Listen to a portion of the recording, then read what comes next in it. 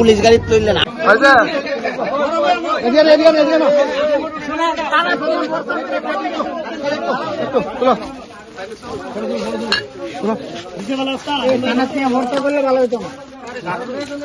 আরো তো আছে এটি মনে কয়েকটা রাখছে আর কি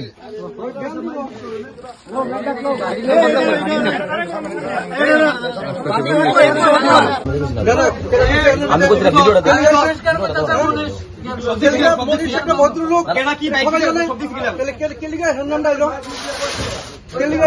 কেন পার্টির নাম ডাইল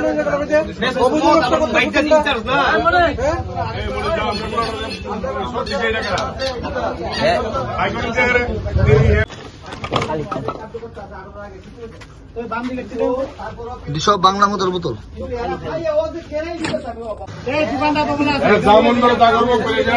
পার্টির নামটা দে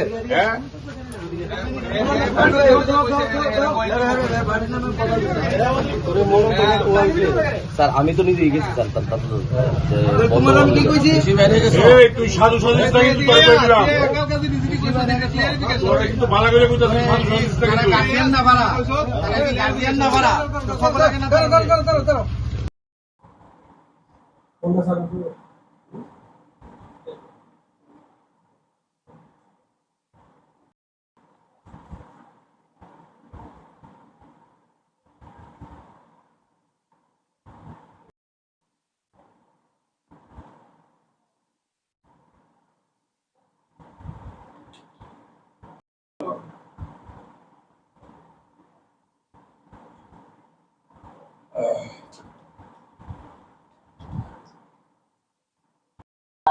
নিউজ আছে ওদের কাছে, ভিডিও ফুটেজ আছে আছে আজকে যে মত পেয়েছে ওদেরকে আছে আছে ভিডিওগুলি ওনাকে দিয়ে দেবো।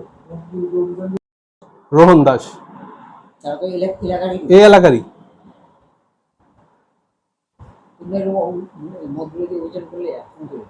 আমার কি খয়েরপুর এদিকের থেকে বাইপাস দিয়ে খয়েরপুর গেছে আওয়ার সময় আপনার এই শালবাগান চৌমুনিটা আছে, রাস্তাটা এমনি চিকন, মানে একটা গাড়ি যাইতে অনেক অসুবিধা হয়। তারপরে এখানে বাইকের যে দোকানটা আছে আর মাংসের দোকানটা আছে, আমরা মেইন রোডের উপরে মনে করেন 8-10টা বাইকটি যদি এক সাইডে থাকতো ও এক কথা ছিল, দুনো সাইডে বাইক মনে করেন এদিকে 10টা ওইদিকে 4-5টা বাইক আছে।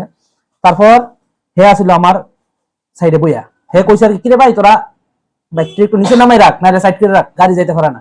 কেন জানি তার মধ্যে এখান থেকে একটা বাসা করছে, আর 8-10 জন কখন আসলো একটা বাসা করছে বলতে বাসা করলে তো আমরা জবাব তো দেবো। হে কি দেখো পট করে নাম সাগারি থেকে আমি গাড়িটা থইয়া আইতে 8-10 জন মিললে হেরে ফালাই সেরা যেমনি পারে এমনি মারছে।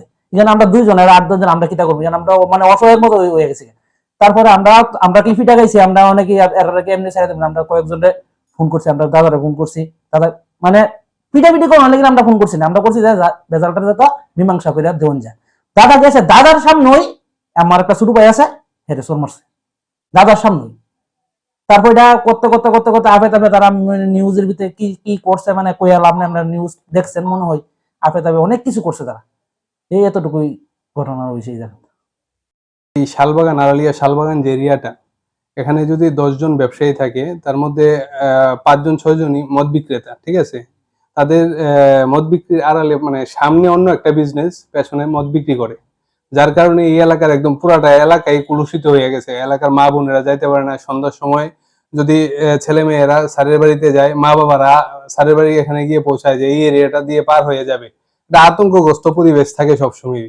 তো কালকে এরা আসছিল, এদের সঙ্গে যে ঘটনাটা হলো এরা তো বিবরণ দিল, আমি তখন এলাকায় ছিলাম না। যখন আমাকে এরা ফোন করেছে আমি তখন প্রথমে আউটপোস্টে ফোন করলাম ওসিকে।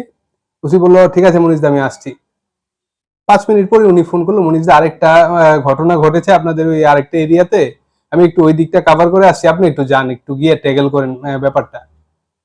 তা আমি যাওয়ার ছিল না, আমি তো গেলাম, গিয়ে জিজ্ঞেস করলাম কি রে কে মেরেছে কি আসে বিষয়ে কথা বলছি। এর মধ্যে আমাদের এখানে যে কয়েকজন ছিল এর মধ্যে এর সঙ্গে একটা ছেলে ছিল, যে আমি দেখছি দাদা ওই লোকটা মারছে, এই লোকটা মারছে, এরকম কইতেছে। এর মধ্যে এর মধ্যে একটা ছেলে দেখাইছে পরে যে হে মারছে, হেরে আমার সামনে মেরে দিছে।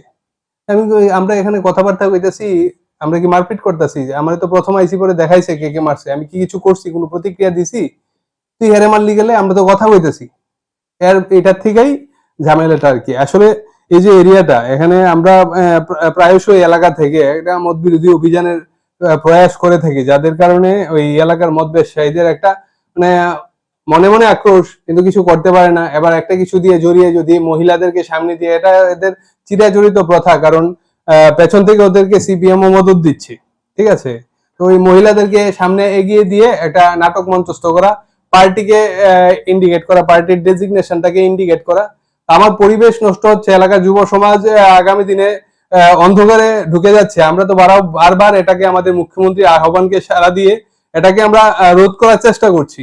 তো এটা ওনাদের একটা মানে বাধার কারণ হয়ে দাঁড়ায়, এটাও এটার মধ্যে চরিতার্থ করেছে এই পুরো ঘটনাটার উপরে আর কি। এটাই মূল বিষয়। আপনারা কি পুলিশ প্রশাসনের দ্বারস্থ হবেন? অবশ্যই কালকে রাত্রে ট্রিটমেন্টের পরে পুলিশ প্রশাসনের কাছে দ্বারস্থ হয়ে ওদের নাম টাম দেওয়া হয়েছে। আজকে যথারীতি আমরা এলাকার বয়োজ্যেষ্ঠরা যারা আছে ঘটনাটা জানতে গিয়েছে, এবং যে দোকানগুলিতে ওগুলিতে অভিযান করে যে মূল অভিযুক্ত প্রবীর মজুমদার, ওর দোকানে পেয়েছে, ও মাদক সামগ্রী পেয়েছে, ওকে অ্যারেস্ট করে আউটপোস্টে নিয়ে গেছে। সঙ্গে ছিল শুক্লজিৎ নমো, তারপরে গোপাল দাস, এরকম আরো 3-4 জন ছিল। ওদের নাম দাম দিয়ে লিখিত অ্যাপ্লিকেশনটা এক্ষুনি আমরা পাঠাবো করতে।